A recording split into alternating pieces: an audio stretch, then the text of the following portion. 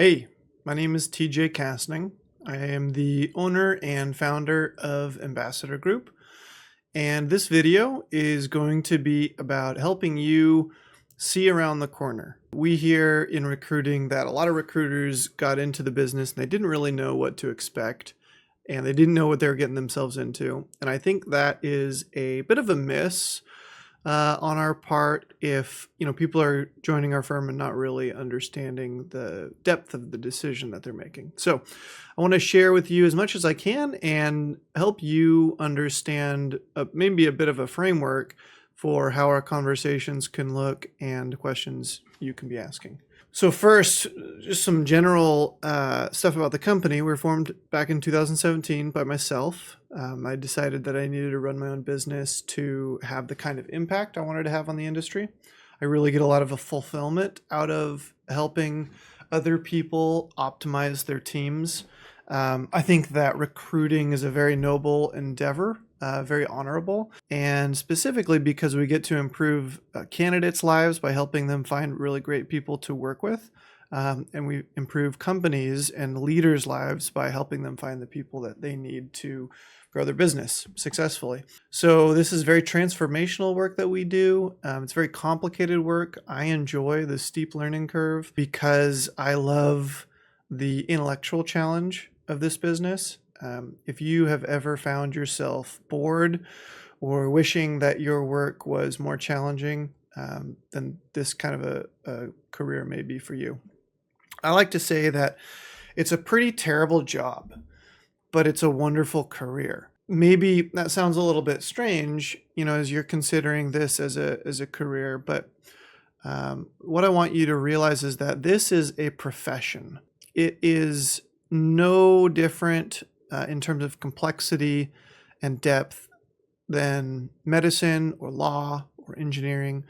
And you don't pick up a job in any of those fields on a whim or without understanding that it's going to take significant investment professionally for you to be successful. And so this is also true in recruiting. What is challenging about engineering, law, medicine is fairly obvious, right? Engineering requires a deep understanding of materials and math and regulations. Law requires a very careful understanding of the various regional jurisdictions and case law and process, and then medicine requires a lot of understanding about the different medicines and the body and these different ailments. But what is it about recruiting?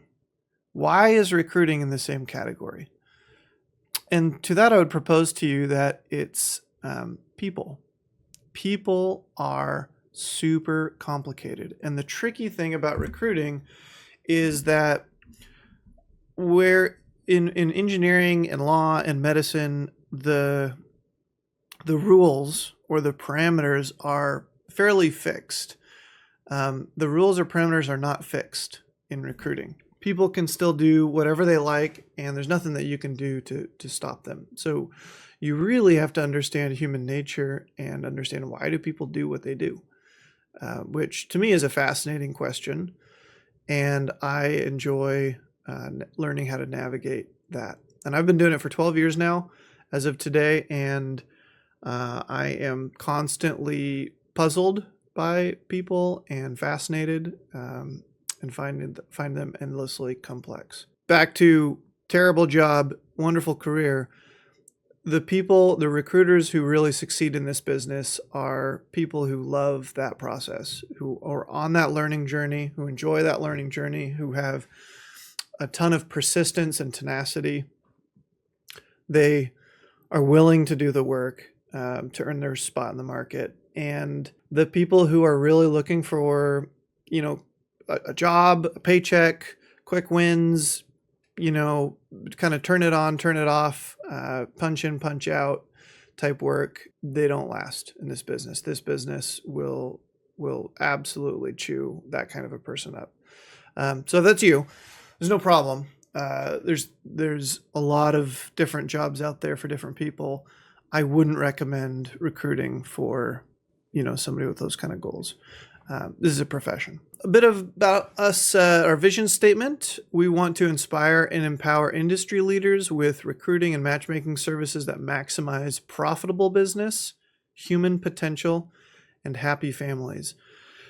And the reason why it's those three things is that profitability in business is a sign of efficiency, and that is what drives our economy. So profitable business is a very healthy thing for our economy.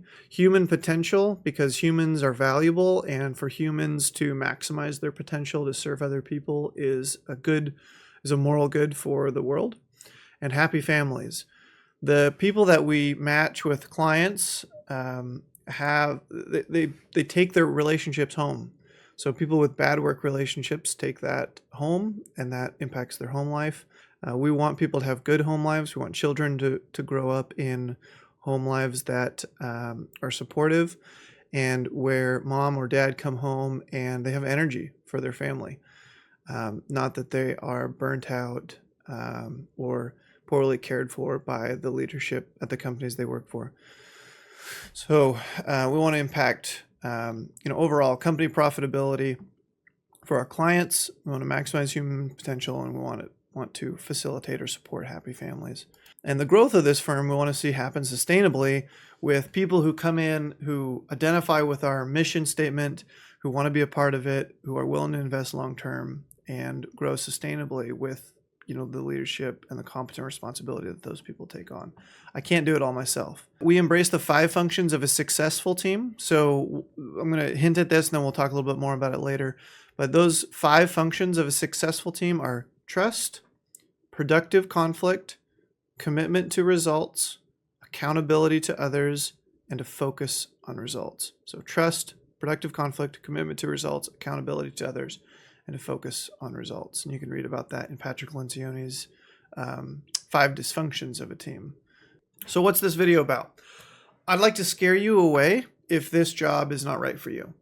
Recruiting is complicated, it's stressful, it's unpredictable, or we'd like to attract you because this challenge is precisely what you want. And this information is what you need to help you make a great decision and help you know how to communicate with us so that we know to make a great decision to hire you. I firmly believe this is one of the greatest businesses in the world, and I'll explain why, but it's not for everyone. So the interview process here is intended to assess your grit level by challenging you in ways that may encourage you to withdraw.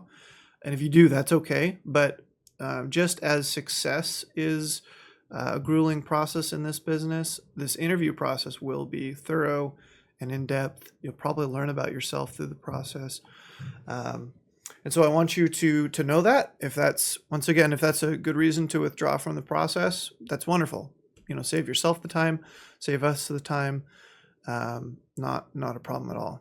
So let's make a high quality decision together, because if we make a mistake in the hiring process, neither of us are going to benefit, right? My organization is not going to benefit if you don't enjoy your job, and vice versa. You're not going to enjoy it if you're not a good fit for our organization and not performing, putting out results. So this interview process is not really a competition. It's a collaboration between us to decide if it makes sense for us to work together.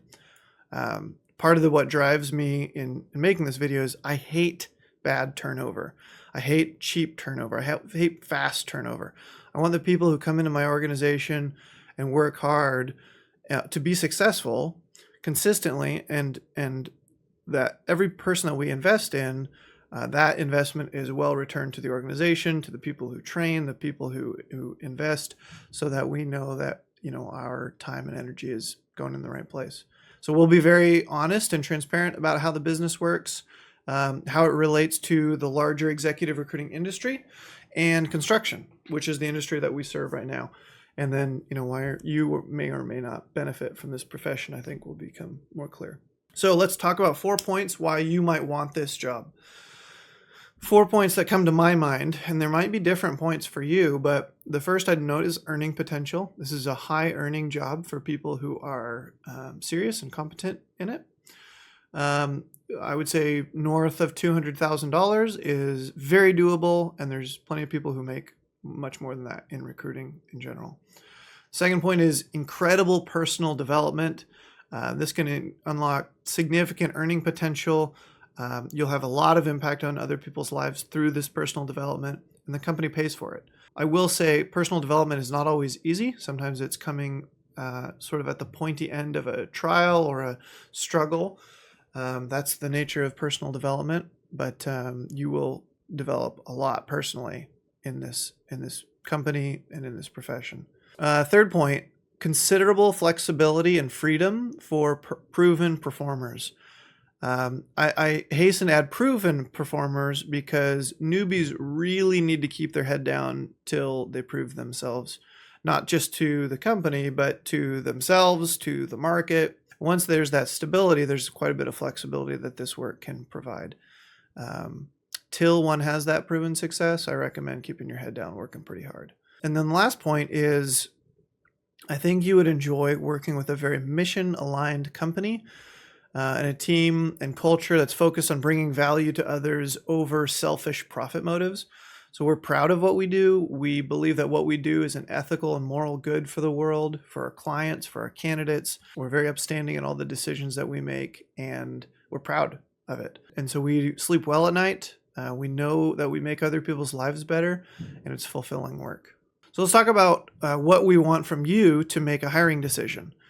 What we'd like to understand about you are, and you may still be developing this for yourself, but so maybe this is a rubric for you to think about your own priorities through. But what are your goals? What do you see as your strengths? What do you see as your weaknesses? What kind of money do you want to make?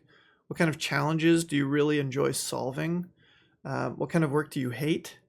Who was the best boss you had? Who was the worst boss you had? What did both of them teach you? What kind of jobs have you enjoyed? What kind of jobs have you not enjoyed? Why?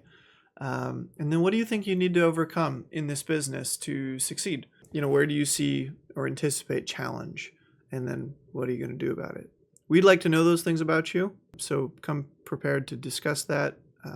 I'd love to see something written out so that I can see that you've put thought and investment into it. And it's not uncommon for interviewees to ask us if we think that they can do the job. And it's an understandable question. In a sense, it's the right question, but I'd say it's being asked of the wrong people. You really have to ask this question for yourself. I can tell you, and I'd say that most people have what it takes to do this job. The question, though, isn't really if you have what it takes. The question is, will you do it? Because, the number of people that physically could run a marathon is probably much larger than the people who actually will go run a marathon. Because it's a question of motivation, right? So, if your life is on the line, can you make it happen and run a marathon? Probably. If you really want to survive, you'll make it happen. It won't be pleasant, but you'll make it happen. Are you going to go do that? Do you want to run a marathon? Do you want to do the training? Do you want to buy the food and buy the shoes and go through all of that? Maybe not, right? So the ability to do it and the will to do it are two different things. And a lot of what makes you successful in this business is the will to do it, not necessarily the ability. So your job is going to be to persuade us that you can and will do the job and that we should invest in you. I think it costs about $100,000 in terms of comp, salary, and opportunity cost, training cost to bring somebody up to speed over the course of about a year. So pretty significant investment from us. We're happy to make it. We love making it. I love training, but I want to train people who are going to go the distance. So help us understand your goals, your personality, your joys, your frustrations. And oftentimes I design roles to maximize strengths, minimize weaknesses. So the more I understand about you, the more I can help you succeed. So I want to make a high quality, high resolution decision together. All right, moving on. Why does Ambassador Group exist? We exist to provide very high quality, cost-effective fractional recruiting services to construction companies or construction industry companies who are primarily characterized by humility and leadership. And those two things are important because if you're recruiting for arrogant companies, it's really challenging. The quality of their leadership makes a big difference on our work. We also want to provide inspiration and education to other recruiters. We want to elevate the service level of our industry and the reputation of recruiting as a whole. We want to be a credit to our industry. And we want to also provide a healthy workplace and team where here at Ambassador Group, where work ethic, drive, and integrity can find reward and fulfillment. So we want people to want to work here because you can really go the distance. You can earn good money, you can enjoy your work, you can have great relationships, you can be proud of what you do, and I think this is going to be a key to our continued success. Let's talk about 4 fundamental priorities for Ambassador Group. We want to see transformation over transaction. We want to optimize for long-term rewards over short-term rewards. We want to focus on help over authority. We see leadership as about service, not privilege or hierarchy. We want to prioritize mission over ego, meaning our pride is subordinated to the task. This allows us to embrace our failure, to learn, to grow. Our ambition to be better and to serve better is more important than our ego. And then finally, competence over contentment. So we want to be in growth mode, not stagnation mode. And contentment, I'm using that in a specific sense. Obviously, contentment in your life is a valuable thing. We should not be content with stagnation or mediocrity. So that's where we need to focus on growth. So let's talk a little bit about what we do practically, tangibly, every day. We help construction industry companies find very specific managerial leadership talent using our database, phone calls, emails, LinkedIn, other recruiting software I'm not going to get into, and our relational acumen. We represent these opportunities these companies have to these people who are usually employed. We are, in some sense, interrupting them respectfully and with high quality opportunities. And we are trying to help companies our clients gain a competitive advantage by being able to find these high quality people and attract them to their organizations. Because obviously our clients are only as good as the people who work in these companies, just as Ambassador Group is only as good as the individuals performing in the company. So the types of people we recruit are typically like project engineers, superintendents, project managers, estimators, very specific technical roles, certain accounting roles, BIM, building information management roles, MEP, scheduling, those sorts of roles. These are all managerial and leadership roles within construction companies. We serve 4 different types of companies within the construction industry: owners reps, real estate developers, general contractors, and subcontractors. If you don't know what those things are, that's okay. I'd maybe look them up to educate yourself. We also do and focus primarily on retained permanent placement recruiting. What that means is our clients pay money up front for our work to represent them, and then it's permanent in the sense that the candidate is hired permanently, right? It's not a contract with a fixed duration or a set time. This is the company hiring the candidate, our client company. And most of the people that we place are passive. They're not active. They're not looking for a job. And typically we're not really helping unemployed people finding jobs.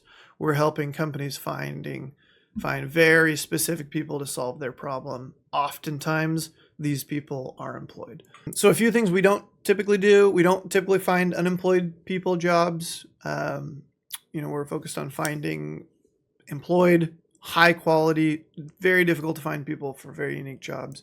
We don't do really any field labor positions like carpentry. So just a different type of recruiting. We don't do a lot of contract placements or contract to hire right now. We don't do a lot of contingency. We do some when it's appropriate for the client. And contingency is when you do work with no money up front. And sometimes these are a little bit more opportunistic hires for our clients. And then we also try to avoid working for bureaucratic organizations or insensitive leaders. Just because bureaucratic organizations are very difficult to accomplish hiring because it's a complex process that requires a lot of cooperation. Bureaucratic organizations don't typically do well with that. And then insensitive leaders are just very challenging to work with because they're not really capable of attracting and retaining the high quality talent that they think they want. So we're looking for high EQ, strong emotional intelligence leaders. Typically, our clients are between 25 to 200 employees, and they'll have gross revenues of, say between 10 million to 300 million in revenues. We've got clients all over the United States. Most of them, I'd say, are on the West Coast, but we've got clients in New York, Florida, Washington, D.C., Tennessee. So they're all over the United States with a little bit of a concentration on the West Coast. And we're really looking for those leaders who are humble, competent, helpful, ownership minded. Those are the people that are really a joy to recruit for. When we typically get called in from a client is if they've got a challenging hiring need. They will call us to leverage our technical recruiting skills, our professional network, our database, and we will do the heavy lift on the recruiting, which is to go out to hundreds of people, contact those people, represent the opportunity confidentially, respectfully, and make sure that our client has the best chance of attracting the best talent. Occasionally, we will also represent very uniquely qualified construction management professionals who are seeking to improve their career. And if we don't have like a specific job for them, we'll make their candidacy known to our client base confidentially. And if they're interested in pursuing that individual, they can choose to do that. That's a bit of a value add that we offer. All right, so I've mentioned this a little bit, but how this works on a more tactical level even then is we've got a database of candidates. We're constantly maintaining this database. This is the who's who of who works in construction. So we're building this through online research, referrals, cold reach outs, a lot of the technical tools that we use. We're always networking. This is our source of truth. This is super important.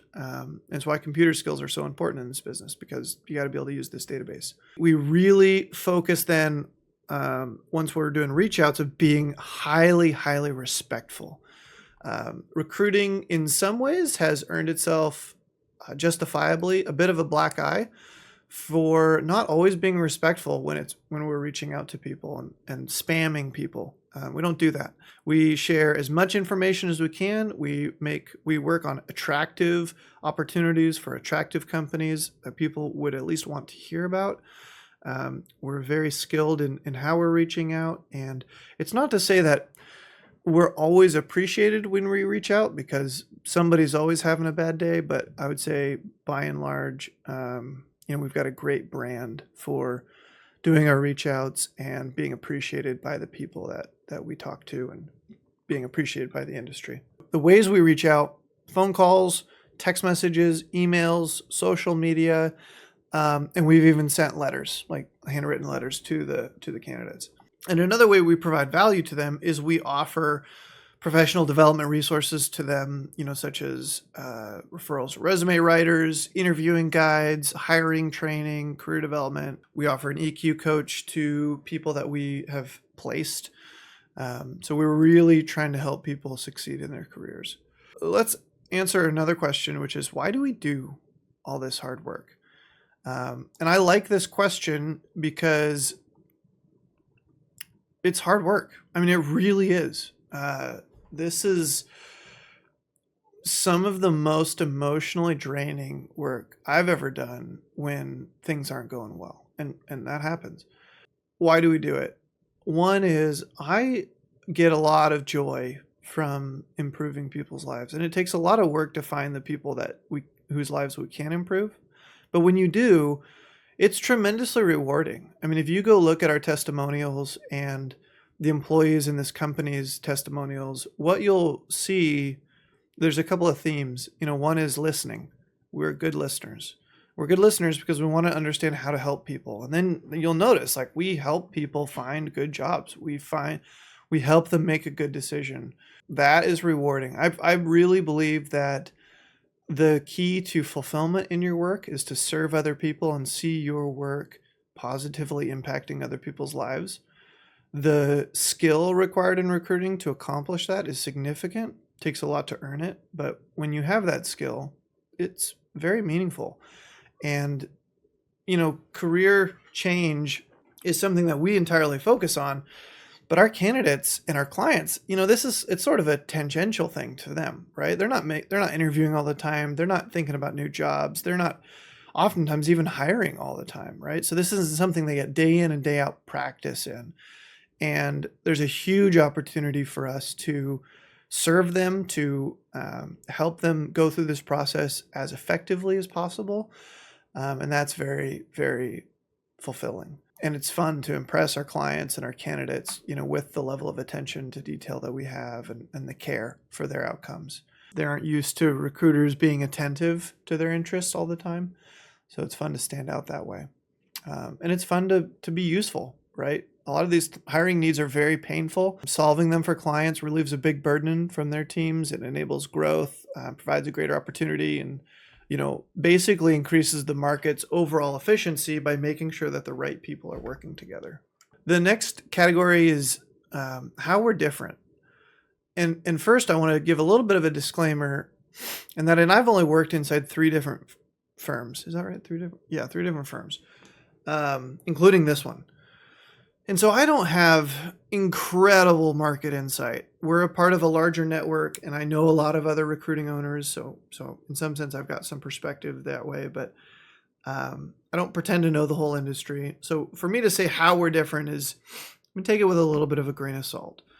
But I'll tell you how we try to be different. The first thing of how we try to be different, it's in our name. It's ambassador.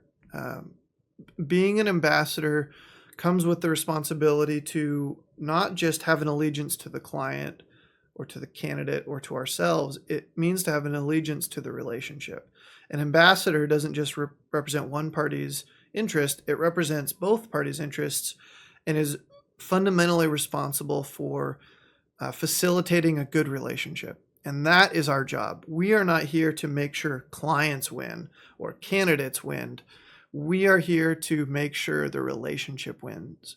And that means the candidate and the client have to win. Both of them have to win.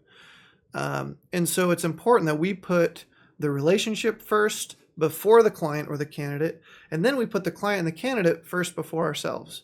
And we believe that if we put other people before ourselves professionally under terms that are acceptable to us, even if this means we suggest that it might not be our right fit, we might be back at square one, that pays off in the long run, that the trust that we build, the ethical and moral good that we do for the world, for those people, that the example that we set is of an utmost priority. Another way we think we're different is an intense team focus on process, efficiency, constant innovation. We're always looking for a better way to do things. We're innovating at every level, not just my ideas, but ideas the team have, ideas that you could have. We really want to think critically about the best way to serve everyone in the process, including you, right? So you being successful is a big part of Ambassador Group being successful. We work very hard. We're very focused. We're very diligent. We put in a ton of effort into each search, and we are very keen to reflect on our experiences and learn from our experiences. So you won't find us doing the same thing, making the same mistake twice, doing the same thing for a long time. We're constantly innovating, constantly improving. And we believe that everyone's a leader, right? So in the same sense that everybody's constantly innovating, everybody's also responsible for their own work, leading themselves. And I believe this makes our culture different because everyone's a leader, everyone has the right to speak up, the right to speak their mind, to bring in helpful, productive conflict for us to find better ideas. This is not a particularly hierarchical organization, right? I might be fundamentally responsible for the health of the organization and how we serve our clients, but I can't do it without good team members who see themselves as critical to all those efforts and are leaders in their own right. We're also very partner focused with our clients and our candidates. So our process is in depth from step one with the client to the end of the process where we're onboarding candidates, and we are involved intimately with the client through that whole process. Very supportive. And this is a little bit different than what kind of feedback we hear from clients, about maybe a little bit more of a transactional recruiting approach. Not all firms are like this, and there's a lot of great recruiters out there. But we go quite a ways to have a very deep relationship and serve at a fundamental level with clients, not just slinging resumes at them and trying to make a quick hire. We are pretty technologically savvy. I think computer skills are essential to survive here and thrive here. We're always looking at, what kind of technology can give us an advantage. We're always sacrificing short-term outcomes for long-term gains. We're always waiting for the second marshmallow, if you're familiar with that test. We tended to be those kind of kids that waited for the second marshmallow if we're willing to forego eating the first one. And 3 ways this manifests itself in the company are, first, in training. We put a ton of work into training, not just formal training, but informal, ad hoc, coaching, mentoring, situational stuff. It's worth the investment, even though it takes a long time to pay off. It's worth it for us because it's, we want everybody in the company to be as maximally successful as possible. So long-term investments in training and in leadership development. So part of that training is leadership development. It's developing your concept around leadership, your vision for your leadership, your understanding of other leaders' roles, how to work together as leaders. Because ultimately Ambassador Group's success hinges on its success in cultivating a large and effective cadre of leaders. One last way that we sacrifice short-term outcomes for long-term gains is we select clients for quality over revenue. And it's not to say that we ignore revenue, but we're really trying to work with the right companies. And we've learned this the hard way in a lot of ways, that chasing bad work is oftentimes just not worth it. It's better to go spend the energy to go find a better client. So always just trying to choose the right kind of work to focus on. So I've mentioned earnings a couple of times, and let's talk a little bit more about that. What can you make as a recruiter? There are recruiters in every industry.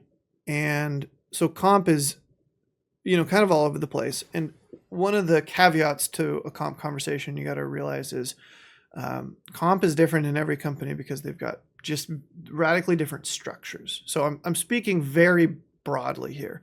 But a skilled recruiter, probably somebody with 4+ years of experience, can make $200,000 plus. Potentially a lot more than that.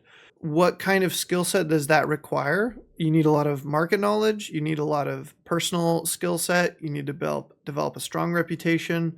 You need to develop a team, which means you need to be able to cultivate other people, leaders. You need to be a person who's interesting and fun and enjoyable to work for. And if you do that, this business can reward you very, very well. And you can do it from anywhere, right? Because you can do it remotely. The process to getting there, I think the Pareto principle is in effect. 20% of the recruiters make 80% of the money. Your job should be to, work really hard for those first few years to be in that 20%. Because there's a lot of people that get washed out, through that process. So how does compensation work?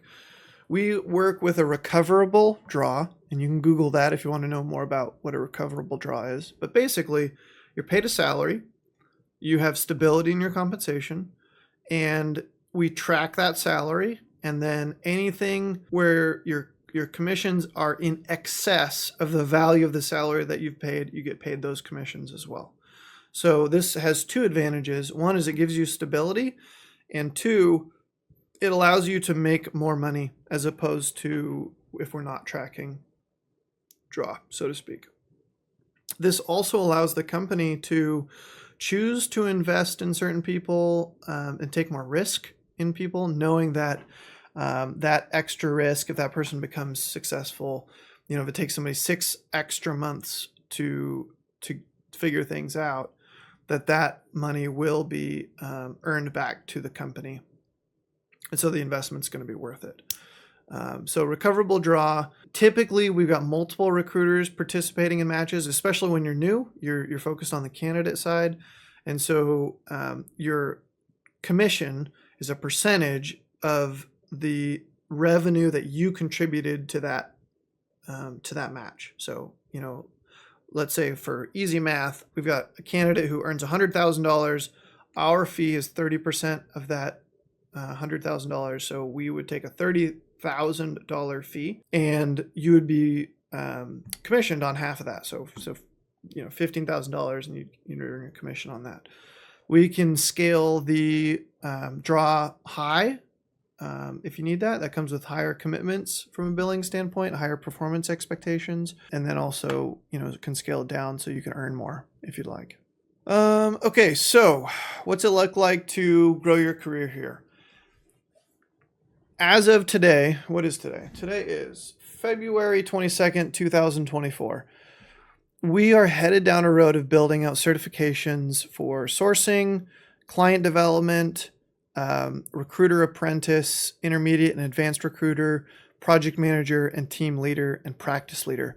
All certifications. Those are all job descriptions in this company that you can learn how to do those roles. That's the ladder, so to speak, that progressively builds upon your experience and your contribution, allows you to contribute at a higher level, and gives you a roadmap for success. The highest one that I just listed there is a practice leader, and that would be somebody who is responsible for the success of multiple teams of people. And those teams of people have team leaders who have project managers, who have advanced recruiters, who have intermediate recruiters, right? And you've got, it's your normal organizational chart. That's what it looks like to develop your career here at Ambassador Group. We also have individual contributor roles. Not everybody wants to be a leader of a team of people. Nothing wrong with that. So we have individual roles in recruiting as well as sourcing, where people can focus their impact on their contribution specifically. The general divisions of the companies, you got operations. Operations is really focused on making sure the business, the trains run on time, so to speak. Operations make sure the trains run on time, clients get onboarded right, searches get spun up properly, the business runs properly. Then you've got sourcing. Sourcing is handling both research and initial reach outs on searches. They're helping spin the search up. And then you've got recruiters focused on managing the client relationship. And then also the sourcers are scheduling interested candidates to the recruiters' calendars, and the recruiters are developing relationships with those candidates in order to, vet them and attract them to opportunities with our clients. It's kind of a breakdown of roles and responsibilities in the company from a fairly high level perspective. Let's talk about attributes you need to be successful here. First, humility. Recruiting, in watching people be successful and not be successful, both in a recruiting context and then, the people that we work with out in the industry, I observe that the most successful people have humility. And what do I mean by humility? It's not thinking less of yourself. It's about thinking about yourself less. Meaning you're just not all about yourself. You can learn. You can make mistakes and admit them. You can get over yourself. Your ego, it's not that you don't have an ego. It's not that you don't have self-confidence. In fact, you should have a lot of self-confidence. You should have a lot of ego in a positive sense. But that humility is so important because there's so much personal growth and communication skills that need to be developed to do this profession well. You can't do that without humility. It's just too hard. I've seen too many people fail. And I'll just say, observe, if you look at the people who've really gone far in their careers and are the type of people that you would want to emulate. So not psychopaths, not people who have just learned how to climb over the backs of other people and succeed by being cutthroat, but people who succeed because they're good to work with. Those people are humble people. So first attribute you need to be successful here is humility. Second, you need a capacity for learning. There's a lot of learning to do, and you need to be able to retain and apply what you're taught. You need to be teachable. I guess that's a subcategory of humility. You need to be approachable and personable. This is a people business. We work with hiring authorities. We work with candidates. It's important that you are somebody that people enjoy talking to. You know, you can't be cranky. You can't be a grouch. Both internally within Ambassador Group, and then with candidates and with clients.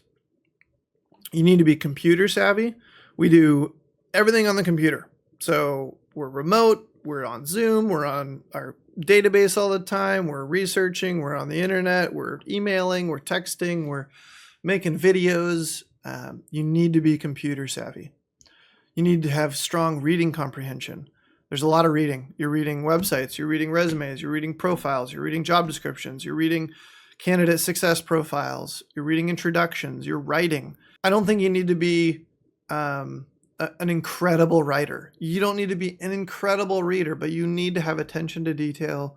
You need to be able to slow down. You need to be able to do what you need to do to get it right. And with that ability to modulate your pace to either slow down and to pay attention to the detail when the detail really matters, or to go fast, is really, that once again comes down to humility. What's required, making an astute observation and decision about, whatever the situation demands.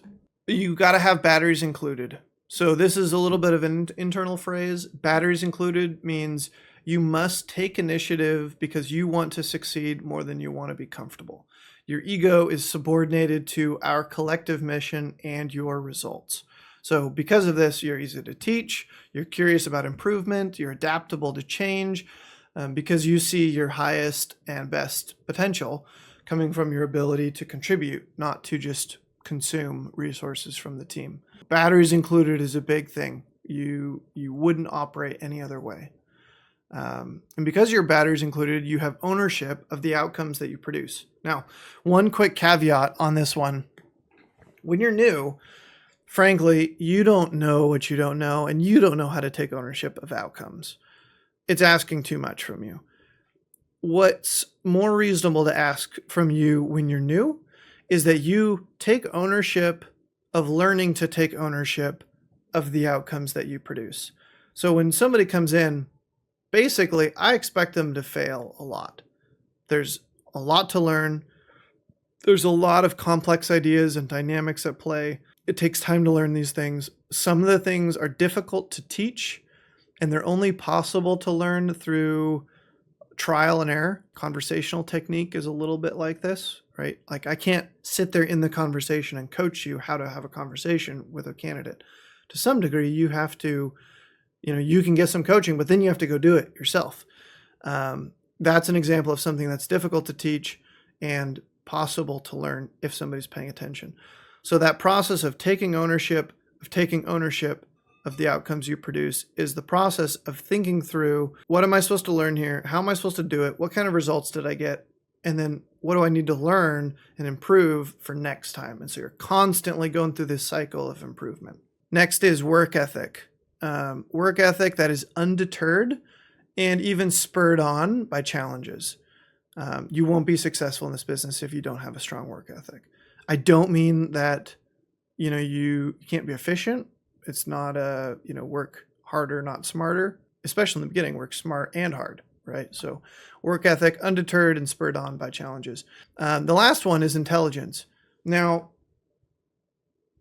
what I don't mean is you got to be some sort of high IQ, Sheldon brain. This is really about applied intelligence. So there's a lot of navigational intelligence required, like conversational intelligence, emotional intelligence, communicational intelligence. You need to be able to work with people and think about these situations. Like, they're kind of complicated. So being able to self-educate, have critical thinking skills, applied intelligence, emotional agility, and conversational navigational abilities are really important. One of the things I look for, and I don't think I'm necessarily the best example of this, but I look for how often people use us. And it's not that if you use an that it's a deal killer, but you shouldn't have to think about everything as if it's a totally new thought, right? Ideally, you've learned how to communicate well, and you don't need to rely on constant filler words because you're having to stop and think periodically throughout the conversation. You should just be able to, talk. So like I just demonstrated there, even in this conversation with you through this video, I am thinking about things. So not a deal killer if, you use some hums, but I'm looking for somebody who can keep a conversation moving and not need to process, at every punctuation point. Moving on. Why doesn't everyone do recruiting? All right, this is a good question. After all, how long does it take to become a doctor? What, 8 years, 10 years? You're going to come out with several $100,000 worth of student debt, but you make good money, very stable. But being a lawyer is typically 8 years of school. Then you've got engineering, which can be 4 to 8 years. So why not do recruiting when, if you can go from zero to, maybe making $200,000 in 4 years, when everyone else is either still in school or just getting out of school and probably still has student debt, why not do recruiting? And here's why. Recruiting is not a super formal industry, and the learning curve is very personal. So the learning curve in engineering and medicine and sciences, law, like there's very specific categories of things that you need to know. Recruiting is much more ambiguous. You have to figure out what you need to know. So it's a little bit more mysterious, and people who take ownership of solving that problem tend to do really, really well. But it's just not, the ladder to success is not quite as clear in recruiting as it is in some of these other professions. And it's not necessarily as guaranteed. It's not necessarily as stable, as medicine. You can have deals blow up, it can be emotionally turbulent. So there's a long learning curve to be successful, but it's still much faster than other similar paying types of professions. It's got a long sales cycle. This can be a challenging element of the job. Recruiting to the match can take, 60 to 120 days. Candidate has to start the job. The company pays 30 days after the candidate starts. You get paid after the candidate's replacement period is expired. So commissions can take 6 months to pay. And successful recruiters are not counting on, individual commissions. They're developing a pipeline of commissions that, they develop, and then they can forget about it. They don't have to worry that they got commissions constantly coming in. But it's a long sales cycle. And think about how long it takes to fill a 6-month pipeline, especially when the first year is usually spent to some degree really muddling around trying to learn which direction is up and how to be successful in the business. So it's a long sales cycle type of a business. It also demands a ton of emotional agility. I mean, I don't think everyone is really geared for handling, working with a candidate and a client on a match you think is going to come together, and it goes all the way to the finish line, and then the candidate doesn't accept the offer. Like, that's challenging. Sometimes the rewards and the wins come few and far between. In some sales job, you might have a success or a win every day, right? Maybe, one per week. For us, it might be one or two a month, maybe sometimes less if you're still getting your feet underneath you. And so that can be just challenging. So, and in this type of work, your effort isn't guaranteed to produce a reward. So, and this is like this in a lot of types of intellectual work. It's not like in carpentry, if you build something, you can step back and admire your physical handiwork. This is all mental. This is all relational. This is all outcome driven. And so, you don't necessarily have control of that outcome specifically. You can try to influence it, but you can try to guide it, but you can't control it. And sometimes that outcome is not going to be what you want it to be. And lastly, the reason why I don't think everyone should do it or everyone wants to do it is putting other people's long-term interests before your own interests is hard when you really want to put together a match. You want to feel successful. You want to give yourself that win, give the client the win. It's hard to have the integrity to avoid what I call commission breath or smoking the hopium that drives, sort of hopefulness, but inattention to detail. And I've seen recruiters do this where, they want to push something through so bad that they shade the truth on the candidate or the client. And it's a low integrity move. Don't do it. We put other people's long-term interests before our own. We don't take shortcuts. We don't have commission breath. We don't smoke the hopium. And we pay attention to the details all throughout the process because we believe that that's the right way to do this business. Maybe that sounds easier than it really is. The reality of that, when you're in the trenches, it's hard. It's really hard. But it's hard in a good way. Let's talk about types of people that I've seen struggle in recruiting. I've got 1, 2, 3, 4, 5, 6, 7, 8, 9, 10, 11, 12, 13, 14. 14 different types of people or personalities or traits that struggle in this business. I'll try to go through this quick. Professionals who are used to physical work, often outside, often the fruit of their labor is seen, encouragement comes every day, you accomplish something, you're not going to get that in this business. This is cerebral, this is intellectual, this is mind work. So if that's important to you, recruiting's not for you. Next, unwillingness to dedicate oneself to study and learning of the profession. This is not a clock in, clock out type of job. This is serious work. This is a profession. This requires academic study. This requires learning. This is constant education. I'm the owner of the firm, constantly learning. I just signed up for a course for me to learn some more stuff today. So it really requires study to learn and succeed. If you're the type of person that only expects to learn by doing, you will learn too slowly. You'll cost this team time, you'll cost it reputation, you'll cost it revenue, and you will either experience very stunted success or not have success.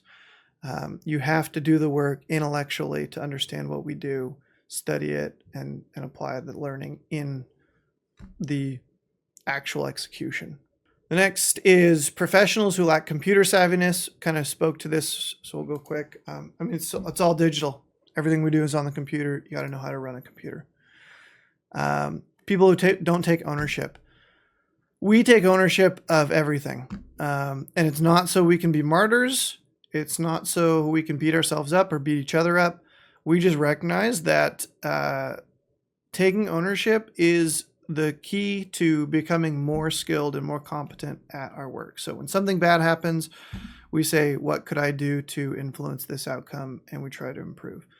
If you have the trait or tendency to displace that ownership, to find the home of that ownership and other people, other excuses, what have you, in some sense, you might be right, but it's not going to serve you well in this company. It's not going to really serve you well in this industry, I don't think. And so I wouldn't encourage that type of person to join this company. Professionals who struggle to forego short-term wins for better long-term wins. We've already talked about this. You got to put the client first, the relationship first, the candidate first. And by doing that, you put yourself as a professional first long-term.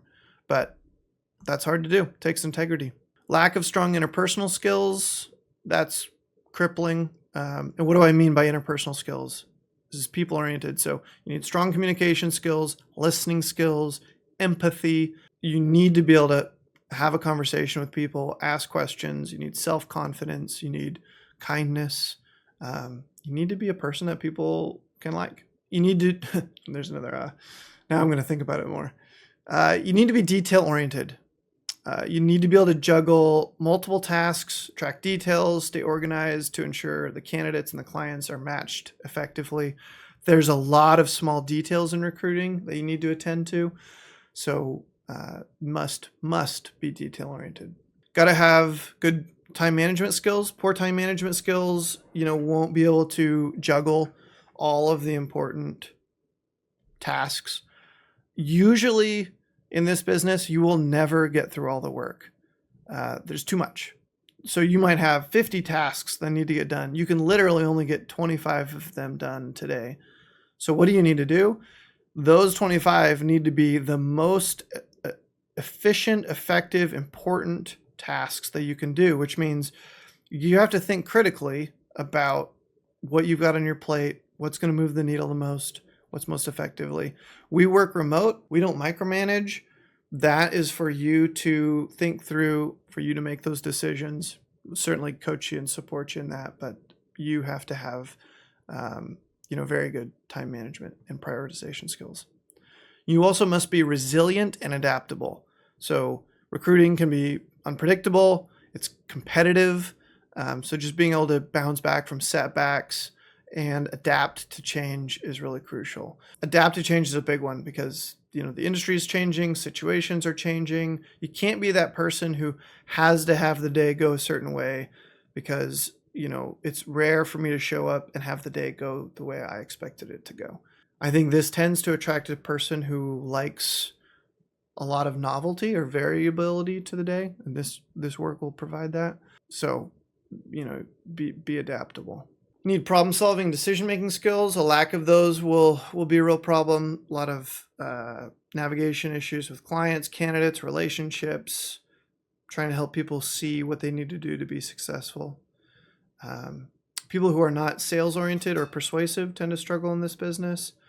If you have difficulty working under pressure, you're going to struggle in this business. It's not a high-pressure environment within our culture of our company, but the nature of conversations with people you don't necessarily know well, with candidates, with clients, can be high pressure. So you need the ability to think under pressure, speak under pressure. That's a little bit where the intelligence side of this comes in. A lack of a strong work ethic is going to be a problem.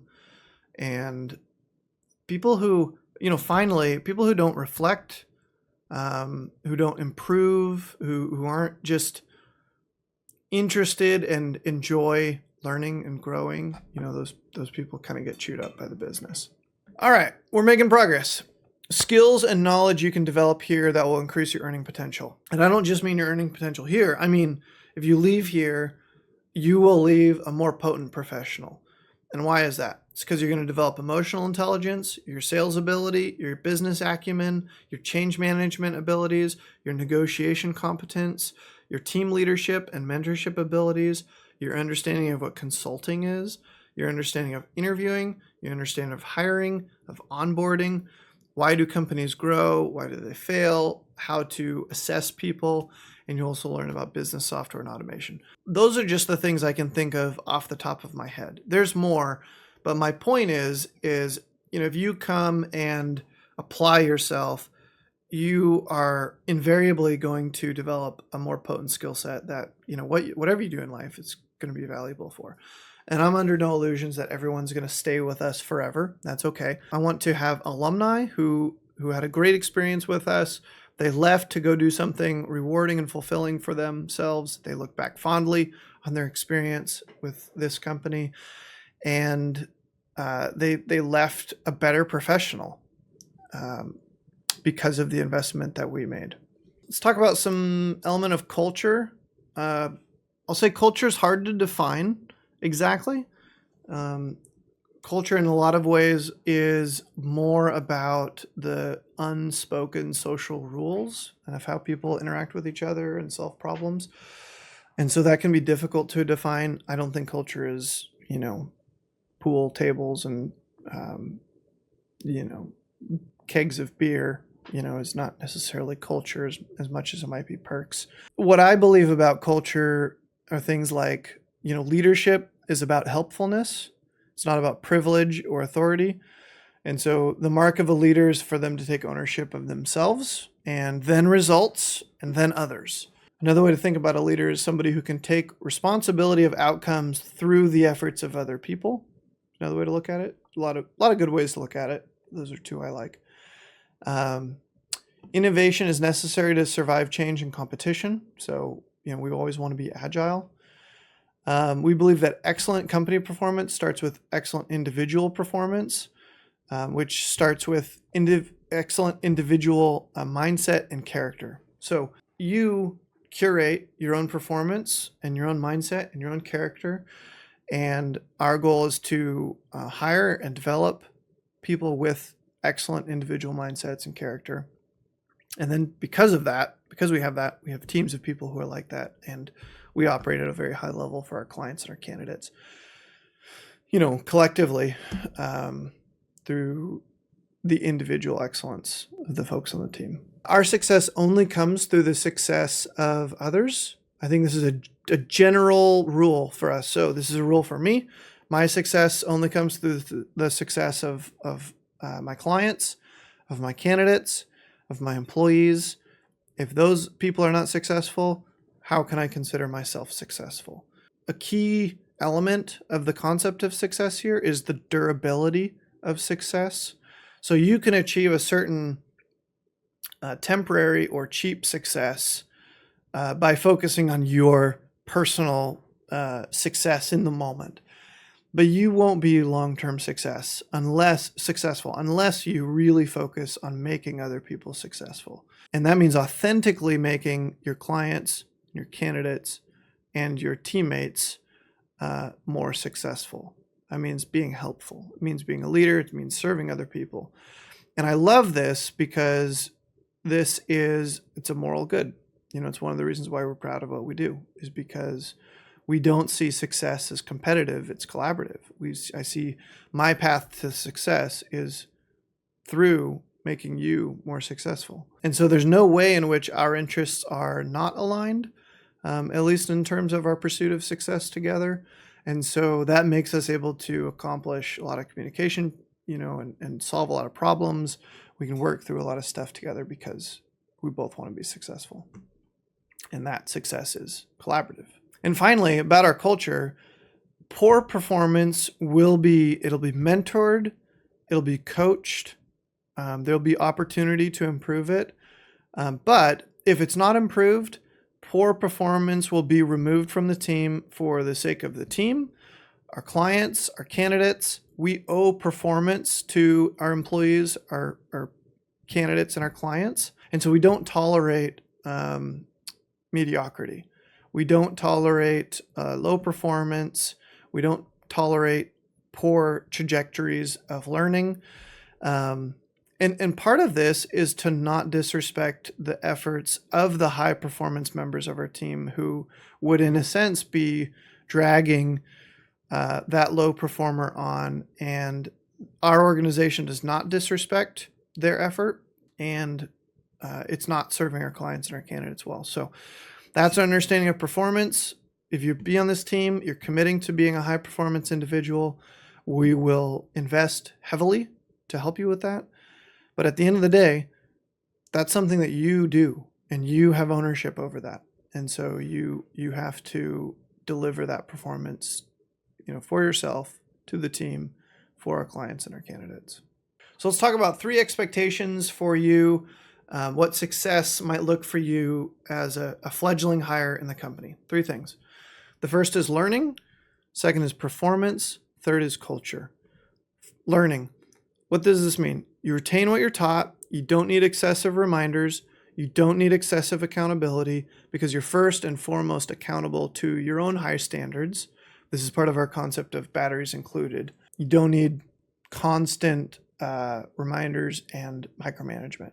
You take responsibility for your learning, you're digesting company training, you're applying yourself to the suggested training material, you're applying your the coaching perspective given to you, and you're pursuing your professional development. And finally, sub-bullet point of learning, you're listening and you're asking questions rigorously because you're busy connecting the dots between principles, philosophy, dynamics, relationships, and our work. You can think of a lot of what we do as being like a dot matrix, right? Each one of these dots is like a thing that you're learning about how we operate.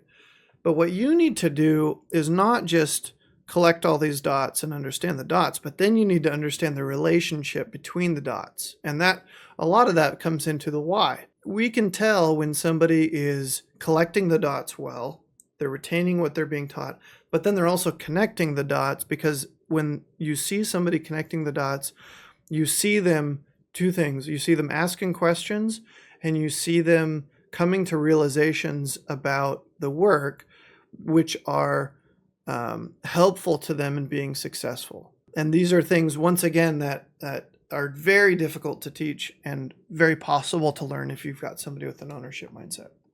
So that's learning. Retain, take responsibility, listen, ask questions, connect the dots, be a good learner.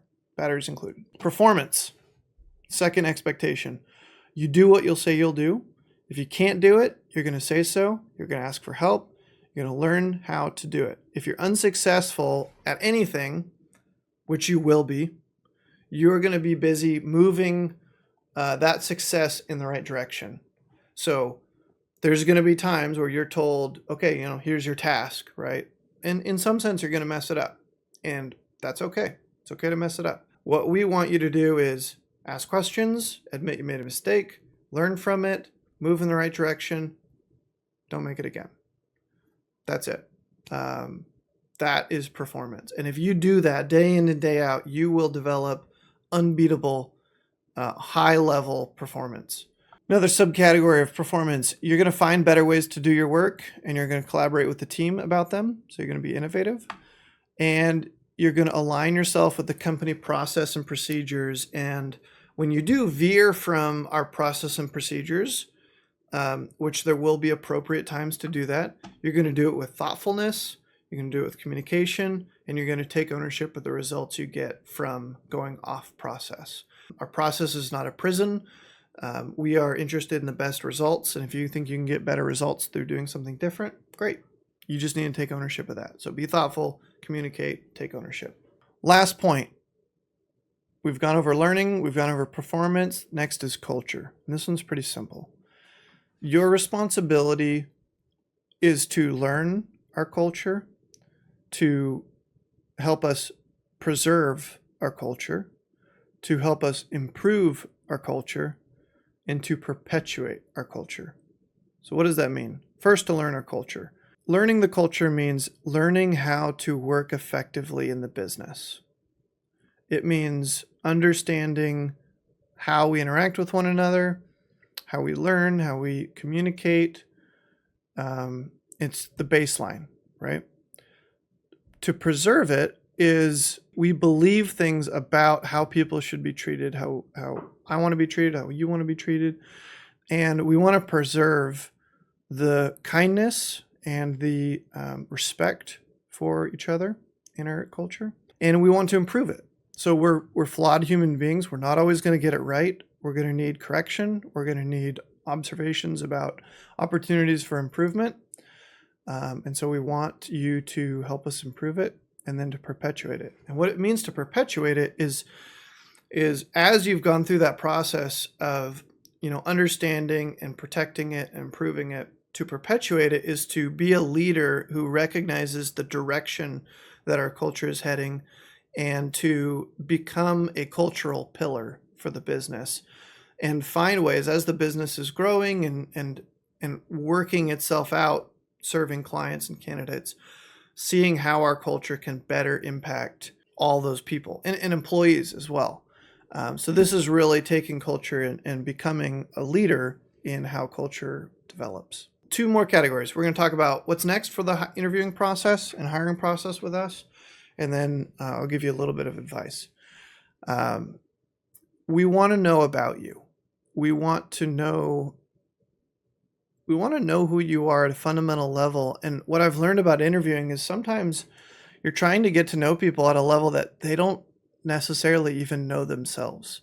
And so I don't know how well you know yourself. I don't know how much you know about your goals and your strengths and your weaknesses, and how much money do you want to make, and how hard are you willing to work for it? What kind of work are you willing to do for it? What kind of challenges do you enjoy? And what kind of work do you hate? And what kind of relationships do you struggle with? And what kind of relationships do you really thrive in?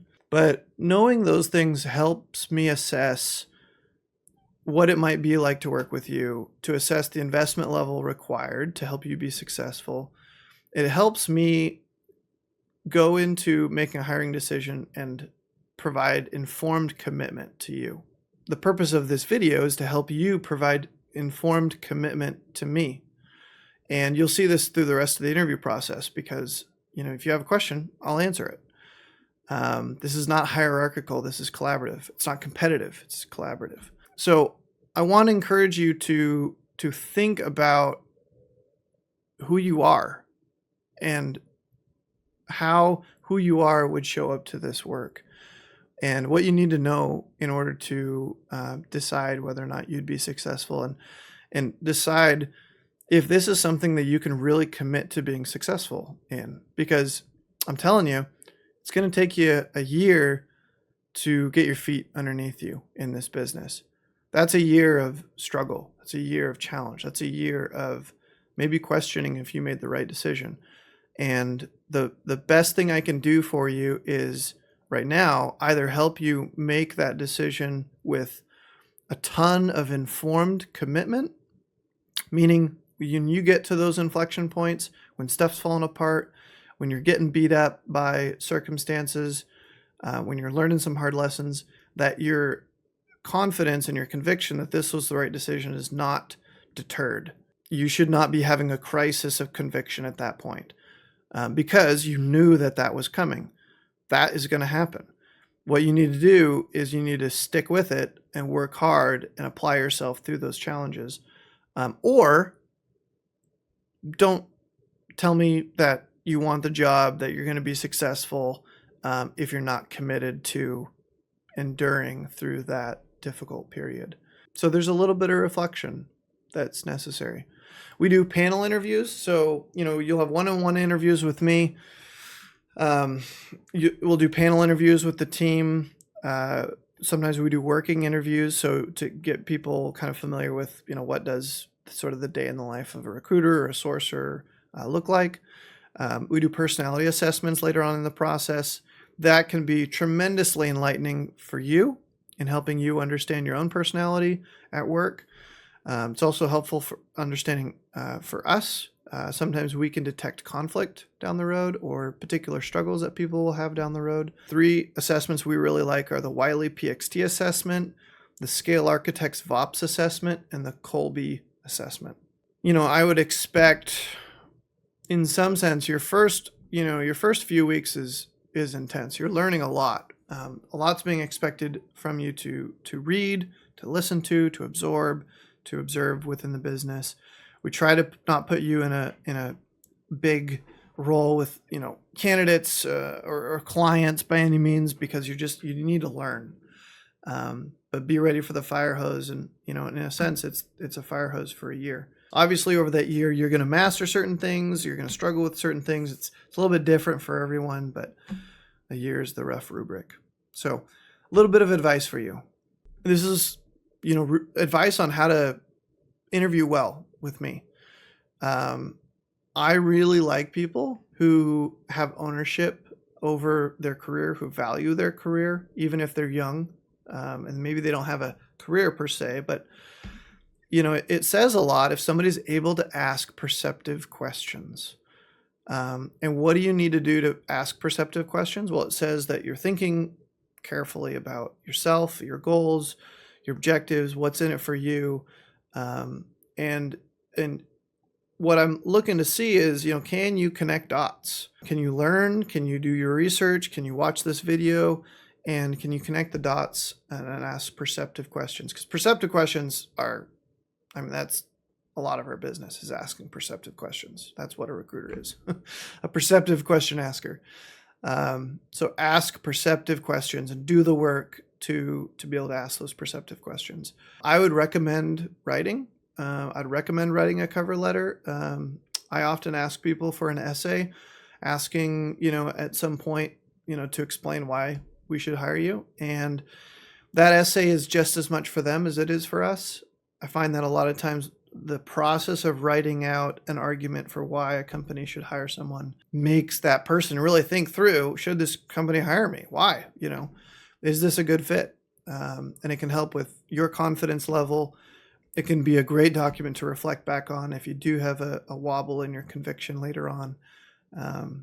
Usually it's a good read later. And the second piece of advice is, find ways to show us, why we should hire you and why we should invest in you. It's a big investment for us. Turnover is very costly. It's very painful. We care about each person that we hire. We want to see you be successful. We don't like watching people fail slowly and painfully. And so we want to see that people want their success more than we want their success. We can't want it more for you than you want it for yourself. And so show us that in creative ways. I'm not telling you what to do. I'm just saying, show us you want to be successful and help us know that our investment in you would be well curated. So I hope this video was helpful to you. I hope you have good questions. I think my goal is to just provide good insight into what this is all about and help you make a good decision for or against recruiting. So you can email me. My email is tj@ambassadorgroup.com. If you are interested, if you're watching this video and we haven't talked, perhaps this is part of a recruiting funnel, so to speak. In any case, if you're interested in talking with us, let's have a conversation. Thanks.